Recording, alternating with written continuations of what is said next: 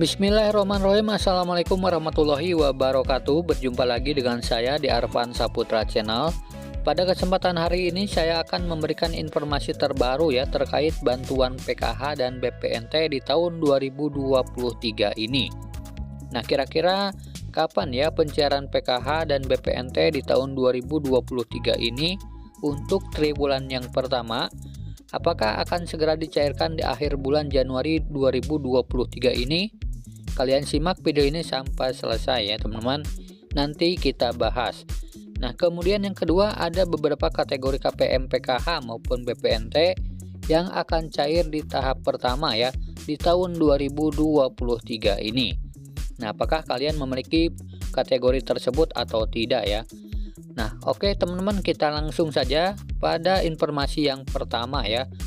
Untuk jadwal pencairan PKH dan BPNT triwulan yang pertama di tahun 2023. Nah, jadi perlu diketahui bahwa saat ini untuk pencairan PKH tahap pertama belum bisa diproses ya, karena selain adanya update data setiap bulan, ini juga adanya sinkronisasi data ya, atau yang disebut dengan verifikasi ketidaklayakan.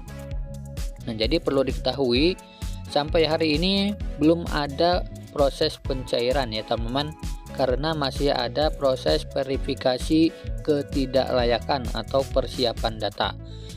Nah, jadi sampai saat ini untuk pencairan PKH tahap pertama tahun 2023 belum bisa diproses ya, karena masih persiapan dan sinkronisasi data atau verifikasi ketidaklayakan supaya kedepannya itu tepat sasaran. Nah, sebab saat ini data yang ada di dalam DTKS itu harus benar-benar warga miskin, dan bantuan sosial itu berbasis NIK ya teman-teman. Nah, jadi satu kakak itu harus mendapatkan satu bantuan ya, tidak boleh mendapatkan bantuan double kecuali bantuan PKH. Nah, untuk bantuan PKH itu ada bantuan komplementernya ya, seperti bisa mendapatkan bantuan BPNT maupun PBI dan bantuan PIP. Nah, untuk KPM PKH bisa mendapatkan bantuan tambahan seperti itu ya. Nah, jadi akibat dari sinkronisasi data inilah sekarang itu belum bisa dilakukan pencairan PKH tahap pertama untuk tahun 2023 ya teman-teman. Nah, jadi sekali lagi ini dilakukan supaya nantinya tepat sasaran. Nah, jika di tempat kalian ada yang merasa tidak tepat sasaran, silahkan saja ya adukan di aplikasi Cek Bansos bagian tanggapan kelayakan. Nah, di situ kalian bisa adukan ya untuk ditidaklayakan.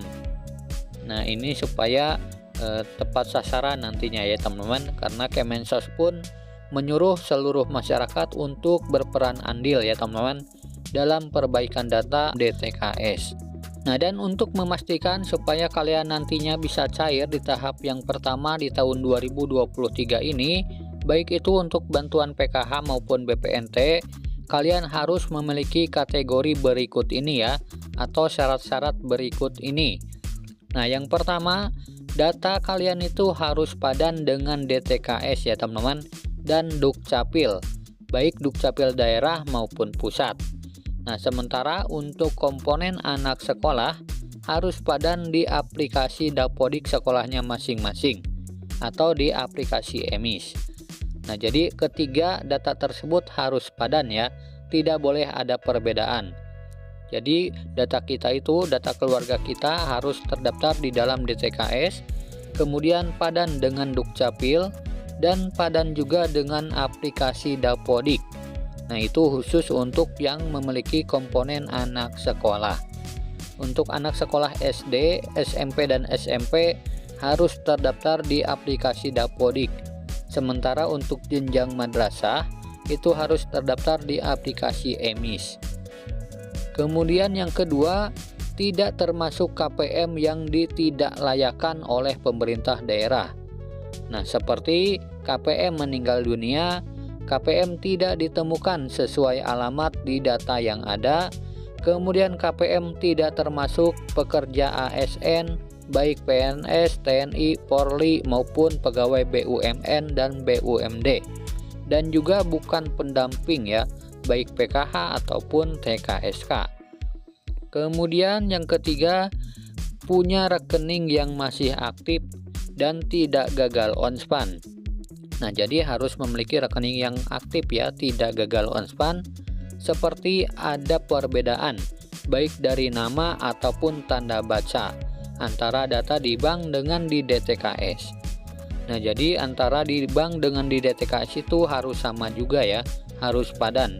Tidak boleh ada perbedaan walaupun satu huruf atau satu angka. Nah, jadi jika ada perbedaan antara di KKS dengan nama yang ada di KTP, itu kemungkinan akan penyebab terjadinya tidak cair bantuan PKH maupun BPNT ya. Nah, kemudian yang keempat itu tidak menerima double bantuan ya teman-teman, antara PKH dan BPNT maupun BLT dana desa. Nah, jadi untuk para KPM PKH maupun BPNT tidak boleh menerima bantuan BLT dana desa. Namun untuk di tahun 2023 ini sepertinya bantuan BLT dana desa tidak ada ya, sudah di stop.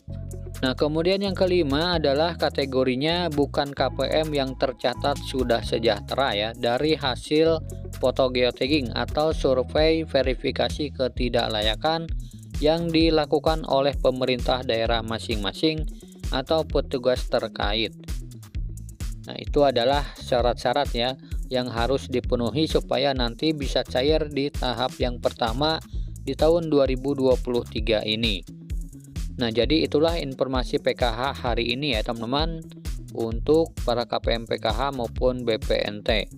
Semoga video ini bermanfaat. Sampai jumpa di video selanjutnya.